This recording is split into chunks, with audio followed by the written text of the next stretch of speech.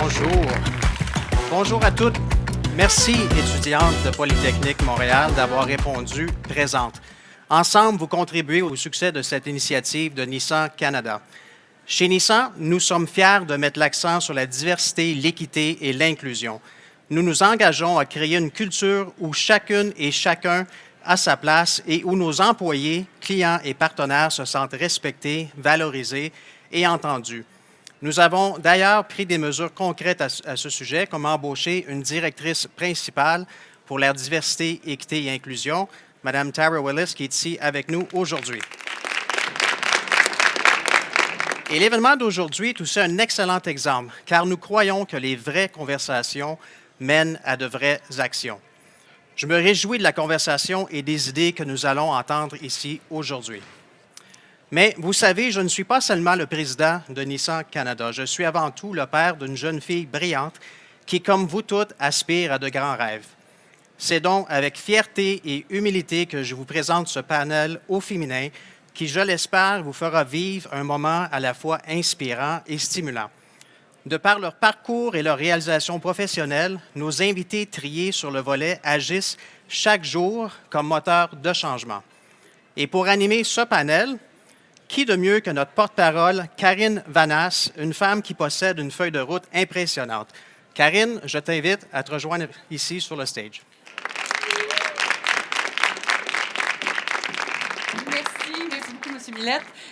Oui, à toutes les étudiantes de Polytechnique qui sont ici, évidemment, ça donne un sens encore plus grand, votre présence à cette discussion-là. Donc, on est vraiment honorés de vous avoir avec nous. Je vais prendre le temps de souligner le fait que Nissan Canada a eu à cœur non seulement d'avoir une idée comme celle-ci, d'offrir ce genre de panel-là dans le cadre du Salon de l'Auto, mais vraiment de la rendre concrète aussi, de réunir ces femmes-là. Donc, merci d'avoir eu à cœur de créer cet événement-là. C'est vraiment précieux pour moi que vous ayez ce genre d'initiative-là. Donc, très heureuse, très hâte aussi d'échanger avec des femmes qui viennent de secteurs variés, qui ont des parcours différents, des profils différents aussi, mais qui ont tout à cœur de briser les conventions et qui veulent vraiment faire partie de l'innovation. Alors, êtes-vous prêts? Tout le monde est là, en train de filmer, c'est correct, c'est bien? Super. Alors, c'est parti.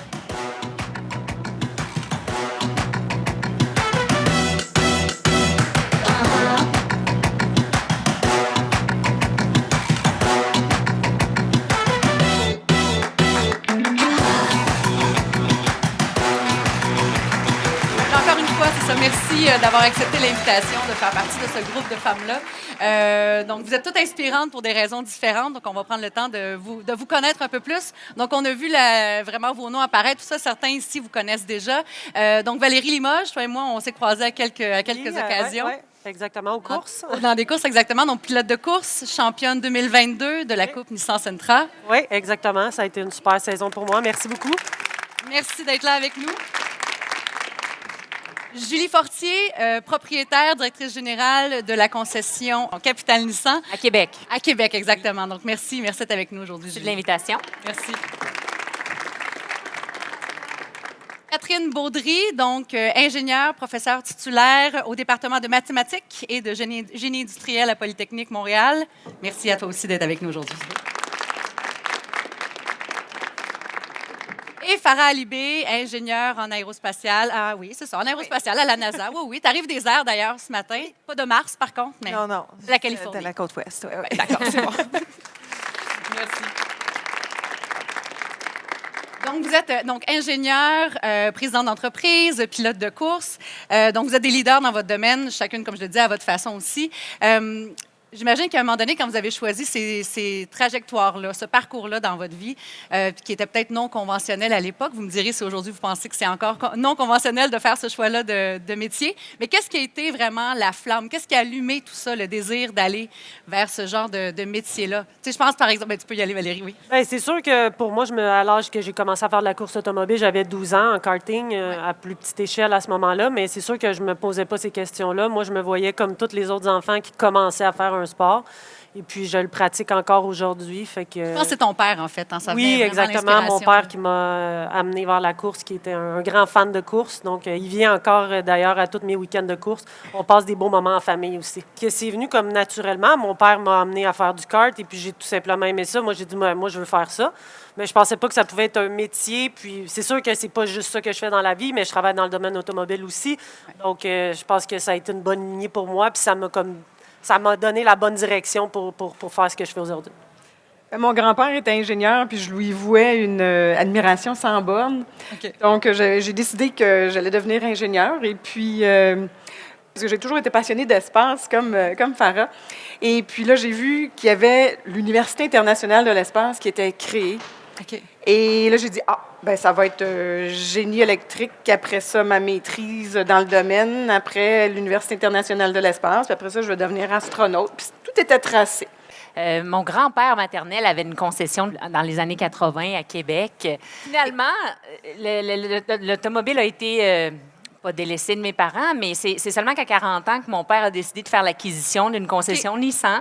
OK. Donc, il y a presque 30 ans maintenant. Puis, rapidement, j'ai identifié ce secteur-là, l'automobile en général, comme étant très stimulant. Puis, moi, j'ai été beaucoup attirée vers le service de mécanique, les pièces de cette sphère-là, là, de la concession automobile. Donc, voilà. Est-ce que c'était naturel? Je sais pas, est-ce que tu avais des frères? Est-ce que c'était naturel que Non. ce soit toi qui... Non, effectivement, mon père n'a pas eu d'autres enfants. Donc, mais pour ma part, je ne suis pas allée travailler tout de suite avec mon père, là. C'était important pour moi d'apprendre à travailler ailleurs de la concession de la maison pour... on pourra en reparler plus tard, là, Oui, mais avoir ton parcours à toi. à Exactement. travers ça, aussi, super. Puis toi, Farah, qu'est-ce qui... C'est drôle que tu parles de ton père parce que moi, mon père est ingénieur, mais ma mère est prof. Fait qu'à la maison, tu sais, on avait toujours, on avait le droit de suivre notre curiosité. Fait que je suis une fille, moi, j'ai grandi avec des Legos, puis vraiment, moi, l'espace, c'était ma passion, c'est là encore. Fait que je vis mon rêve de jeune fille, dans le fond. Mais ça a vraiment été ça que j'ai grandi là-dedans. J'ai toujours aimé ça, mais je dois admettre que moi, genre au secondaire, même au début du cégep, je n'étais pas sûre si j'allais devenir ingénieur. Premièrement, parce que mon père est ingénieur électrique. Puis j'étais comme, je ne vais pas faire comme mon père. Mais aussi, je pense que la société autour de moi, les gens me disaient, ouais, mais comment tu vas faire avoir des enfants si tu es ingénieur? C'est pas un domaine où tu vas pouvoir faire les deux, où tu vas pouvoir être aller en direction des choses comme ça. Premièrement, j'étais comme, je suis pas tout seul. Un enfant, ça se fait à deux. Deuxième, mais c'était un peu bizarre. Fait que c'était vraiment la société autour de moi qui m'a pas vraiment guidée dans cette direction-là. Mais j'ai été chanceuse que j'ai eu des profs, des gens autour de moi qui m'ont poussée à suivre ces passions-là. Puis en fin de compte, je suis contente que j'ai pas écouté la société autour de moi, puis je me suis retrouvée dans ce domaine-là. C'est sûr que 98 des pilotes, c'est les hommes. C'est encore ça maintenant? C'est pas mal. Il y en a quand même un petit peu plus, mais je veux dire, ça reste quand même une majorité d'hommes. Mais moi, ça m'a jamais empêché de faire ce que je voulais. Puis j'ai toujours aimé ça, donc je me lance, puis j'arrête pas. Moi, il n'y a pas de limite. Toi, Julie non plus? Même chose pour moi. J'abonde dans le sens de Valérie, là, vraiment. C'est vraiment quelque chose à laquelle j'avais envie de progresser. Puis l'importance pour moi, c'était par contre d'aller chercher mes compétences à moi. Tu sais, au bout de la journée, c'est important que ça fonctionne, la concession. Alors, il faut avoir les outils nécessaires, filles ou garçons, pour mener à bon port ce navire-là, finalement. Là. Dans vos parcours, les filles, les ingénieurs, là, au bout de la file, est-ce que, tu sais, c'est ça, c'était porté par des rêves, c'était porté, Farah, on t'a déjà entendu parler à quelques reprises, là, quand même, des difficultés aussi de ce parcours-là. À un moment donné, c'est beau suivre ses rêves, mais ça a des défis par moment aussi. Oui, mais je pense que ce qui était particulièrement difficile pour moi, c'était les premiers échecs, parce que souvent, tu sais, quand je regardais autour de moi à l'université, on était 20 de femmes, des femmes racisées, immigrantes, il n'y en avait pas beaucoup. Puis je pense que quand tu vis tes premiers échecs, pour moi, ça a été vraiment des grands moments de doute. Est-ce qu'il y a une place pour moi ici? Est-ce que c'est moi? Est-ce qu'il y a quelque chose? Peut-être que je ne vois pas du monde comme moi autour de moi. Est-ce que ça veut dire qu'il n'y a pas de place pour moi ici? Puis ça s'est passé beaucoup en début d'université. Je trouve que les 2 premières années d'université c'est extrêmement difficile parce que en ingénierie, tu en as beaucoup à apprendre au tout début. Puis aussi, en tant que personne, à l'âge de 18-20 ans, tu te retrouves toi-même aussi. Fait qu'on dirait que ces 2 moments-là sont difficiles. Fait que pour moi, ça a été ça et en début de carrière. Je pense que tout le monde a tendance à vouloir se prouver en début de carrière, mais moi, je me souviens quand j'ai commencé il y a 9 ans, à la NASA, il n'y avait aucune femme dans ma direction. Il n'y avait pas, je voyais comme les 5 personnes en haut de moi, puis c'était tous des hommes blancs.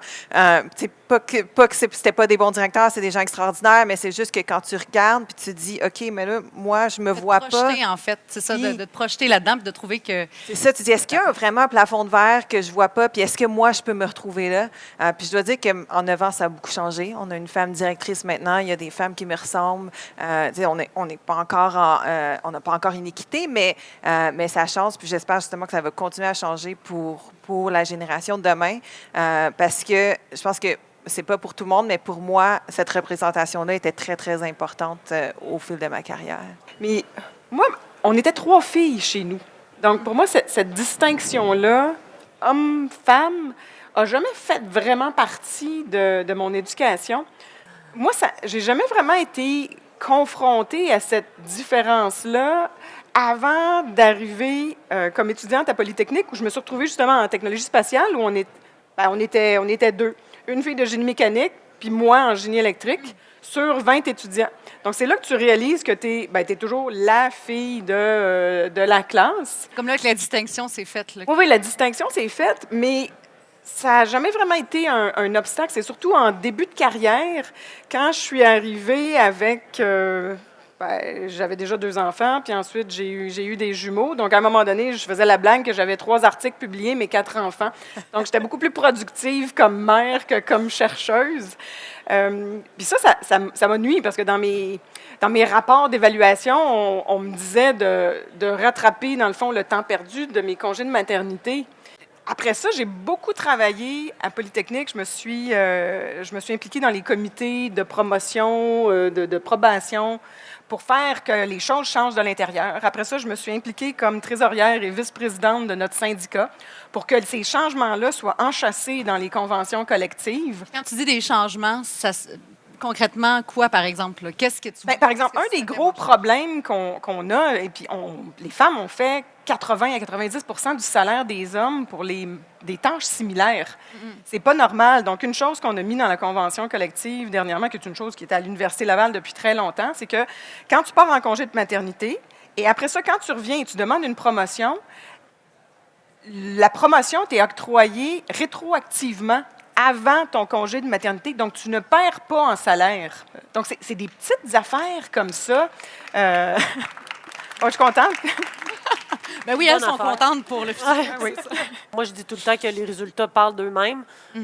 Ça fait quand même longtemps que je fais de la course automobile. Tant que je suis compétitive, je continue à le faire. Si je ne le suis plus, ben, je vais m'arrêter à ce moment-là. Mais j'ai le respect parce que les résultats sont là. Donc, moi, si je suis moins compétitive, ben, je vais avoir tendance à travailler plus fort pour le redevenir, être au niveau comme je veux être. Pour ma part, là, moi, ça a été une industrie très accueillante. Je pense que l'homme apprécie beaucoup la femme au sein de l'industrie pour différentes raisons.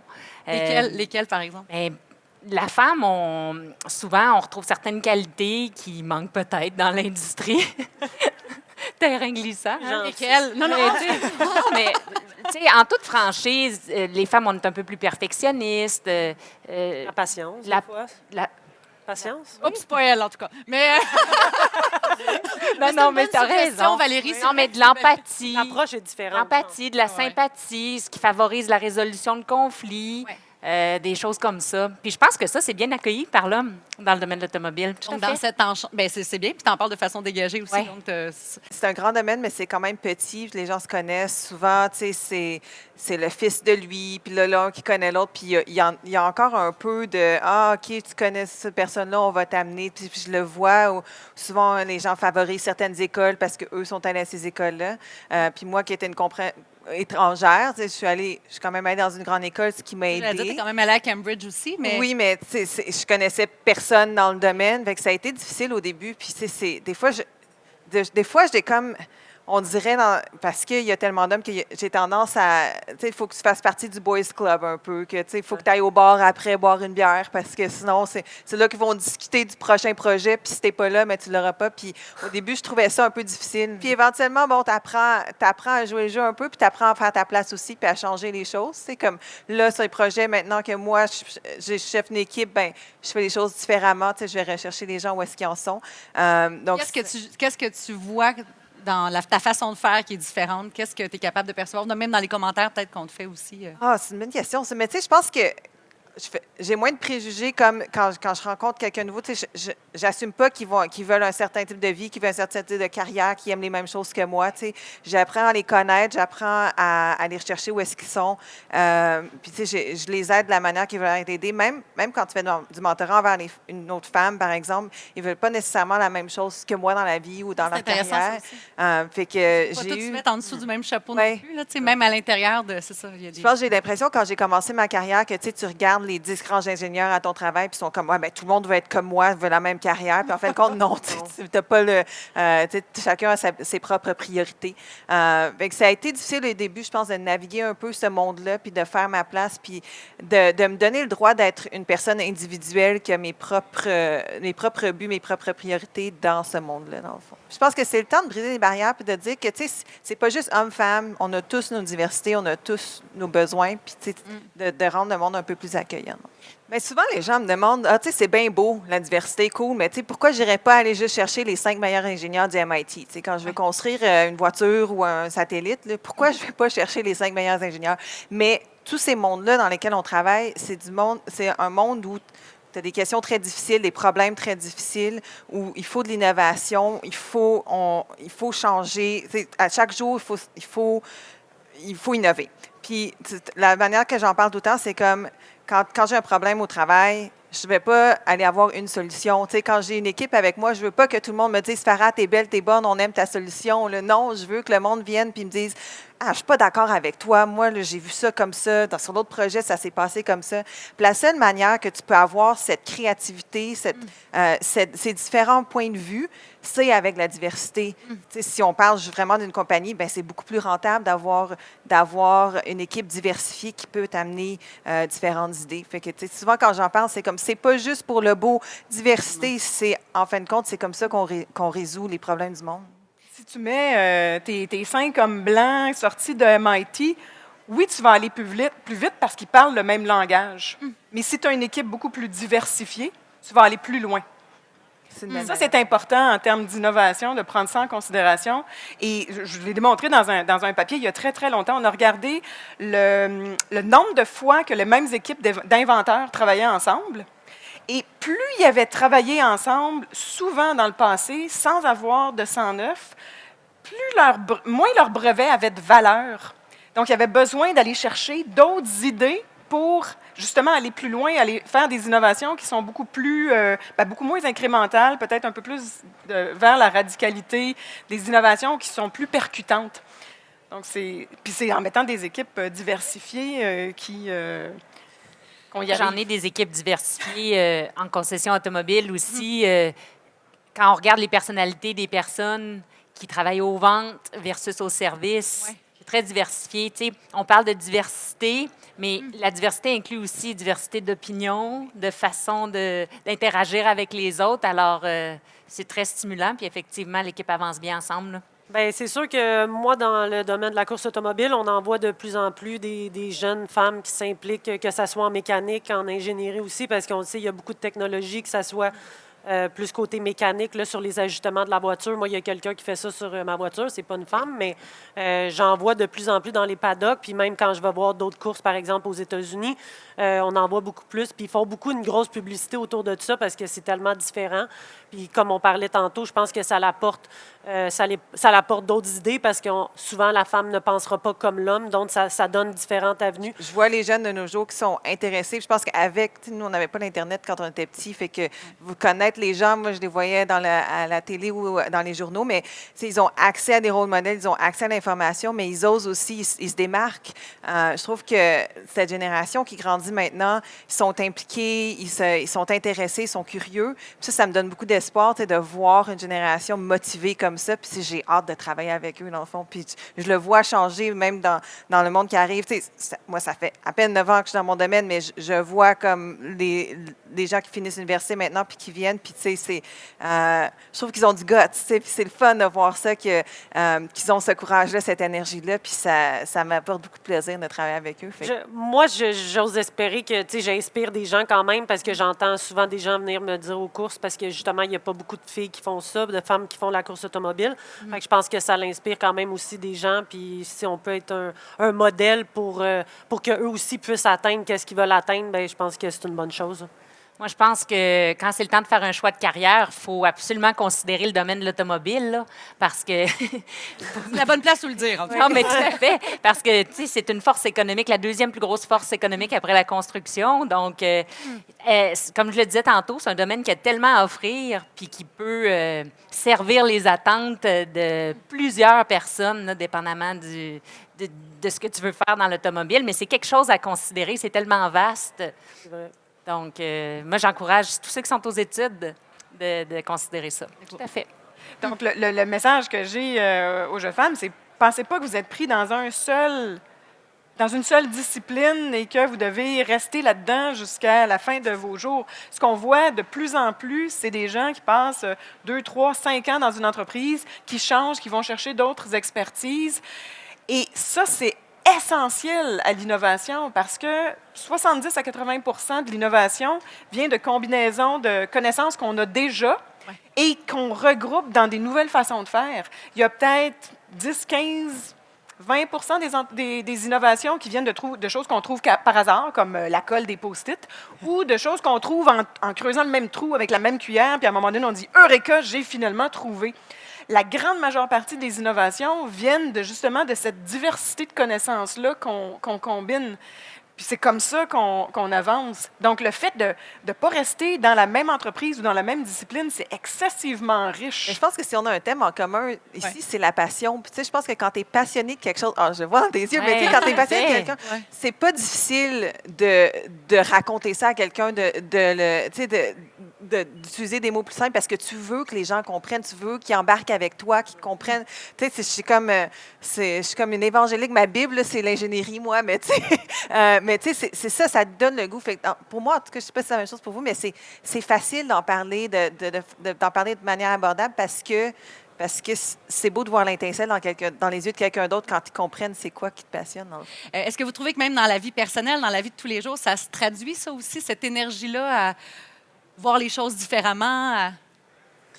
Bien, moi, de mon côté, je vis toujours la vie à 150 %. J'aime ça faire 10 000 choses.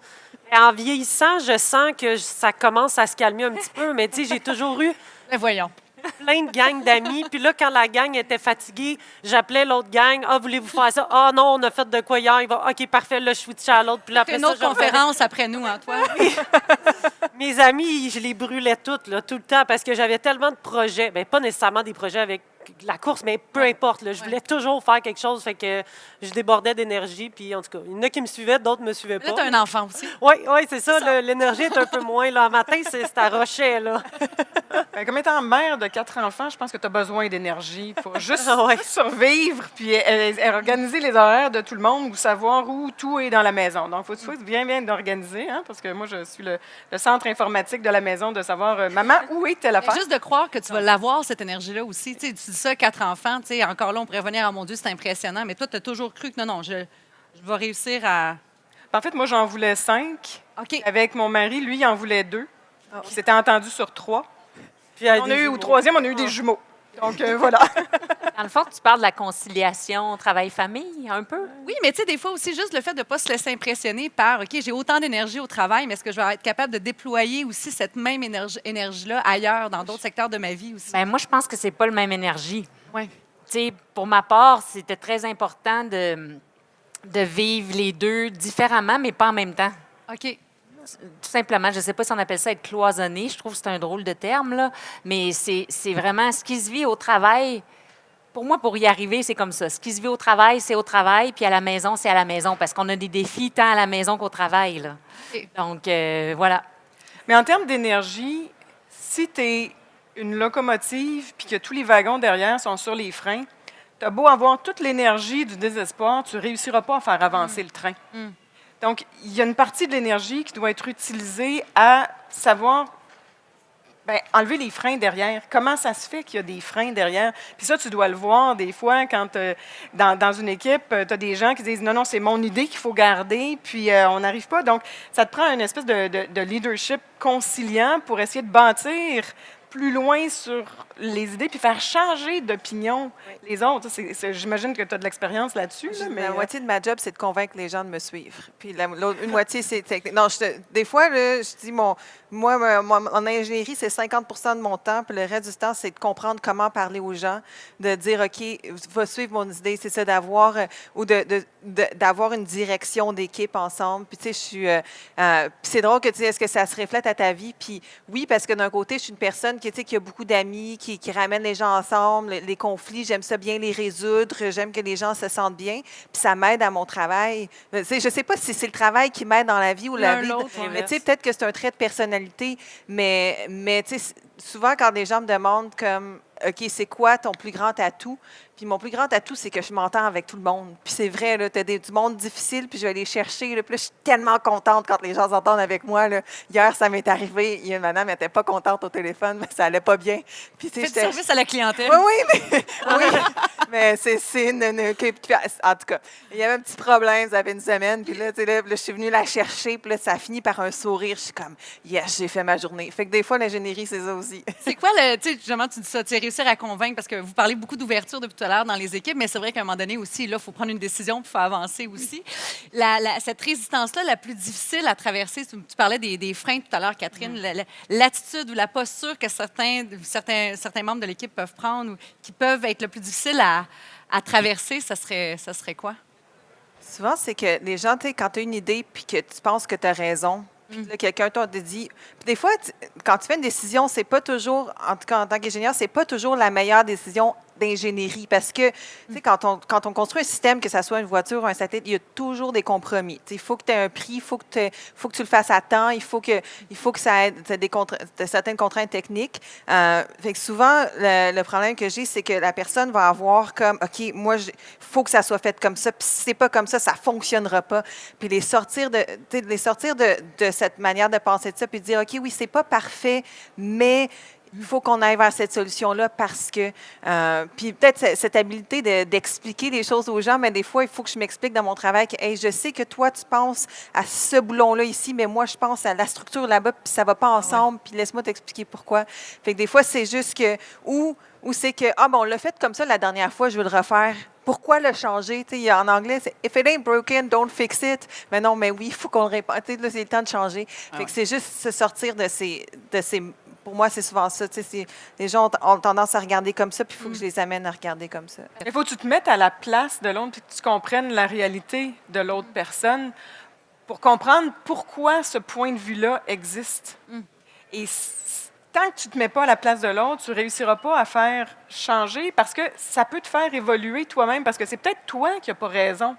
Oui. En te mettant à la place de l'autre, tu comprends pourquoi il est arrivé à cette solution-là, puis ça remet en question toi-même. Donc, c'est pas toujours un leadership où tu n'as pas toujours raison.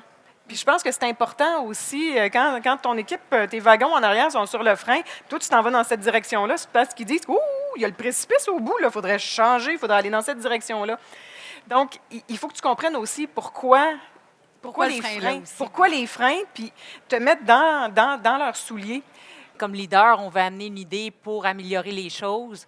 Puis je pense qu'un des trucs, c'est qu'il faut que l'équipe s'approprie le changement à sa façon, où ils mettent leur grain de sel pour que ça marche.